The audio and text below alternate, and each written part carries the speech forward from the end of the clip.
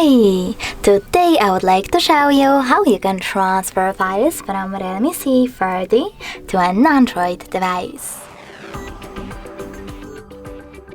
First of all, you need to open Play Store on both smartphones and install completely free app called Send Anywhere. When it's ready, tap on Open.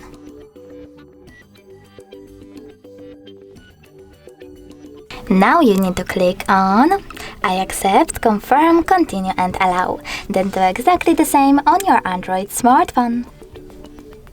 From here, choose Send on your REALME and Receive on an Android.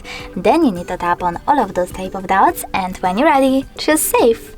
This way you will select all of your files that you wish to send and send them later on. It will take a long time though to transfer all of mine now, so I will go with only one. Tap on Send and click on Get It. Now on an Android, choose No Thanks or Yes I Agree and close this window.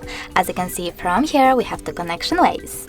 We can scan this QR code using this scanning icon on an Android, selecting while using the app or only this time and pointing our camera at this code. But we can also input this key over here instead and choose Receive button. Either way, after a couple of seconds, as you can see, my picture was successfully transferred.